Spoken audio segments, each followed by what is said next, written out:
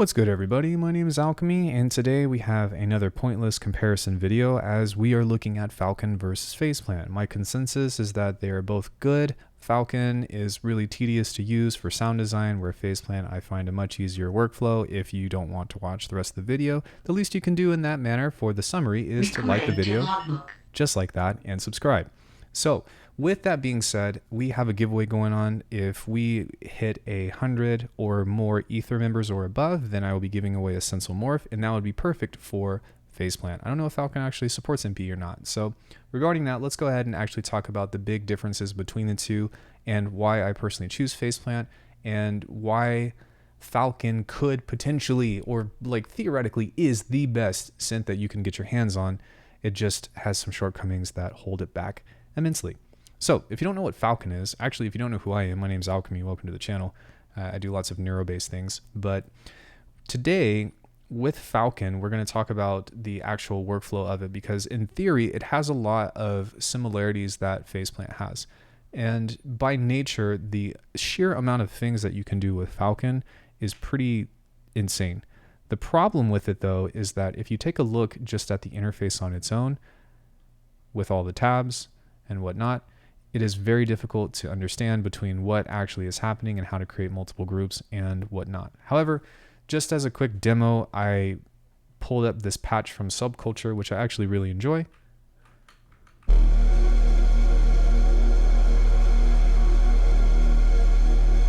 Sounds awesome. I love it. And I went and did my best to recreate it within a more analog-y type sound.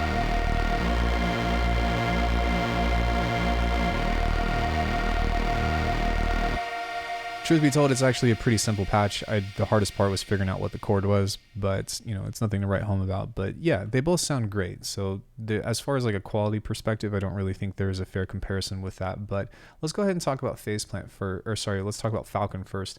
The thing with it is that it's got a ton of content that is buried and keyword buried under all of these menus. Now, the presets sound wonderful, and I definitely think if you purchase Falcon, then that alone will get you pretty far, especially if you're not into sound design. But if you take a look at this patch itself, you don't really know what's going on. And even for me, I actually still don't know everything that's within the hood.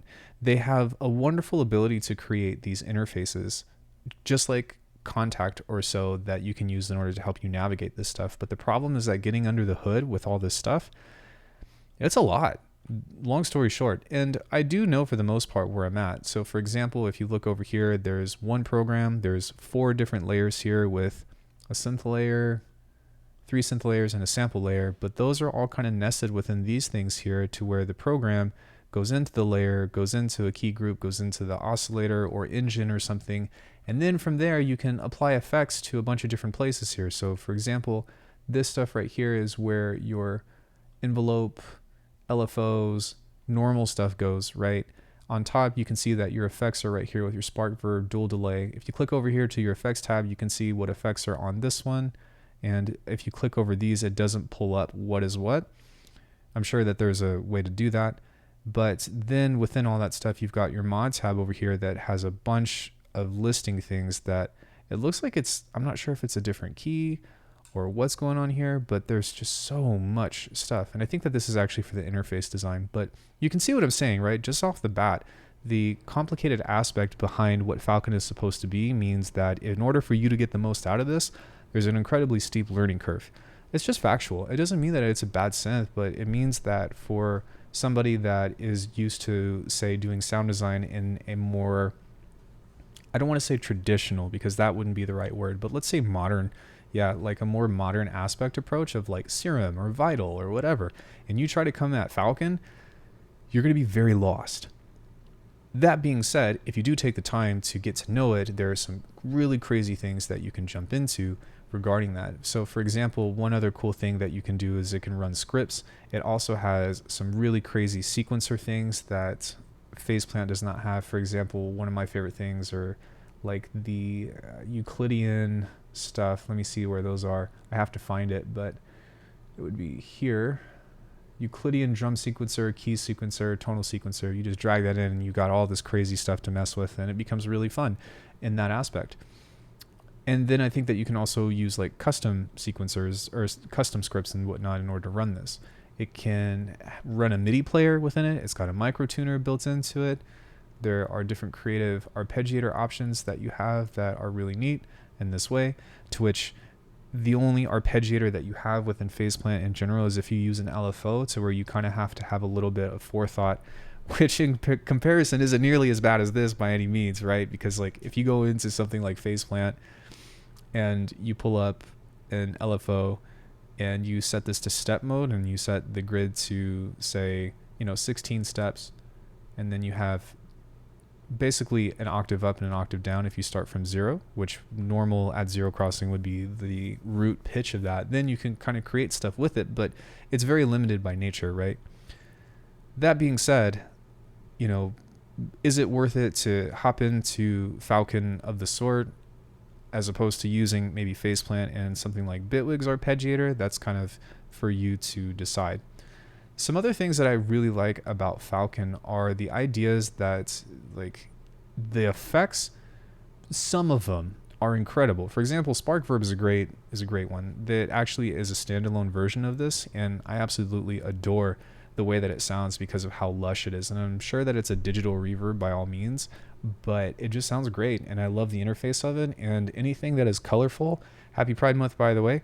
I love rainbow colors and whatnot, just because I'm a person that, that digs that kind of stuff. That's why Bitwig is so cool. Look at these colors. They are phenomenal. So I like interface things. And what's really interesting about this and kind of unfortunate is that like some of these plugins are all out. For example, Spark Verb, Thorus is another great one. Let me pull that one up really quick. And Phaser, which kind of have a very similar layout, but like these are awesome. I love this. However, you pull up something like the filter here, maybe analog filter, and you get this. And there's zero visual representation about what's going on. And perhaps it's a GPU problem or whatever, but I still wish that everything that mattered within this still had the ability to have some kind of visual or some kind of feedback with that. Now, in comparison, Faceplant does not have hardly any of those other than like Slice EQ or something of the sort. However, I will say that it is all in one tab and scrolling is very minimal, and as opposed to having to flip to like modulation or to, your effects or to, your actual oscillator tab, like everything is already here. Unless if by all means, the only use case is if you either pull up like something like a Slice EQ to which it doesn't move this window, it just pulls up another one, or in the same world, Multipass and Snap Heat, right? So you can have these both up at the same time, but if you were to pull that up within something like Falcon, you got to flip through all these menus. And what's more is if I were to pull up a fresh instance of Falcon, and again, I didn't know where I was going or what I was doing with this, it's very unintuitive to figure out what to do because this is what you're met with. So in order for you to get a sound coming out of this, which we'll talk about these in a second, let's say I wanted a granular synth, I have to come into here and drag this all the way up, where normally, even if I knew to drag one of these in, I wouldn't know to do something like this, so that way it covers the entire key group. And now from here, I can drag my sample in. But if I want to delete that, then I have to navigate to that little X button right there, which is not easy to see. And then I have to go into something else to where I'll go into something different that I actually like, which would be something like the pluck. And we can just maybe find something nice and easy. So now we've got something that we can work with, which, by the way, the pluck engine is pretty sick. It's one of my favorite things about this in general. So long story short, the workflow aspect of this is incredibly slow. And I also really dislike a lot of the modulators that are within this. The multi-stage envelope is okay. It's not bad, but if I have an effect, say something like this, and I want to go to whatever, I'm going to do a filter and I go to add modulator, I have to go scroll into program, and then I have these different choices to make. So multi-LFO, smooth, random, yeah, let's do that. And then it does this. Okay, well, I can edit the modulation here, but if I do that, because I don't have a MIDI keyboard, if I hit something, it doesn't actually play until I exit out of this window. And even then, this doesn't give me a lot of ideas about what this is actually doing. Whereas something like Faceplant obviously has the ability to kind of be like, hey, this is what your random is doing, right? And it also is very jittery in that sense. And that's something that I don't really like. Before this, you didn't even have that, so this is a big upgrade. But before you had the cutoff, or sorry, before you had that smooth random, you had the drunk one, and I hated this one because it was just like, what is that? Anyways, you could edit it through the modulator here, or you could flip over to the mod tab to where you'll find the same one, but you lose the representation about what it is that you're doing. So it's like you have to pay really close attention to how you are designing these things, because they just don't cater towards, like, yeah, it's almost like you have to remember a lot of different steps and be very meticulous with how you design things. And that light, though, it's almost kind of designed that way on purpose, because you, in theory, can make the most elaborate, insane instrument racks that are, multi-key layout, whatever, super expressive by all means, with things of this nature. And that's why I think that this is a pretty silly comparison. The reason why I personally label Faceplant as the greatest of all time in that way isn't because it's necessarily the most powerful, which in some cases it is, just for the sheer workflow of it. But for that, and I kind of already gave it away, the speed and approach to which you can get sounds that you never could have possibly imagined is very, very accessible. And with that, if I were to make something new within Faceplant, the only thing that I have to do in order to kind of get things that are changing is just start building relationships between modulators that are somewhat random. And by all means, I can create something that is, purposeful or whatever. But when you start, closing your eyes even and just doing stuff like this, and then you add another one, maybe let's say you do something like a phaser, and you start building a relationship between the sounds or between the effects that you're doing, like, it's so much easier to find stuff that's inspiring. And the only thing that you have to do is really kind of like, I don't know, resample it or whatever. So I don't know what this is going to sound like, but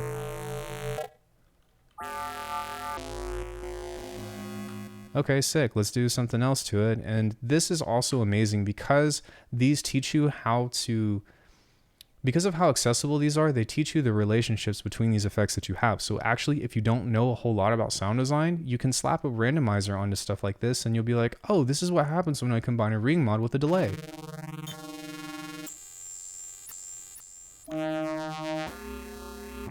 Oh, what happens if I use multiple delays? You see, and all I have to do is click on these spaces that are already accessible to me, and it makes things so much easier for me to start building these intense, insane racks off of, and it makes them super accessible. The fact that you've also got these ecosystems of multipass and snap heap to where you can save those and use those on something like Falcon is insane. The other thing that's important to talk about with this is the fact that between this, you can FM anything or AM anything with anything.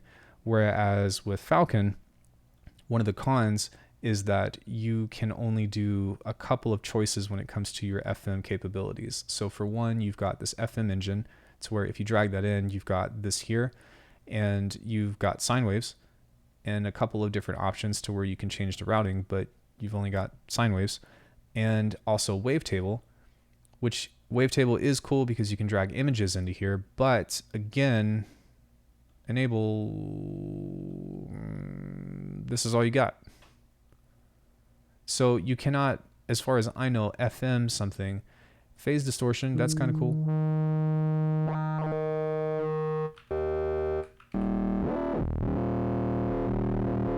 But as you can see, like, there's not really a whole lot of options that you can do as far as the actual synthesis of things that are in depth. Now, with wavetable synthesis, in theory, though, like if you have the right wavetable, then technically you don't even need to do FM, and there is truth behind that. But at the same time, it's just something to be aware of, right? So if that's not really a big deal to you, then it isn't a big deal. The other thing to keep in mind, though, is that in comparison to Faceplant, Falcon actually has way more synthesis options, to which that might be something to where you might want to use one or the other or both. So for example, this has an additive engine, which isn't my favorite, but it still nonetheless has an additive engine. It's got a granular synth, which you can, is there something that I can kind of scroll through? No, you just got to drag something in there, unfortunately, but that's fine. We can do something like that.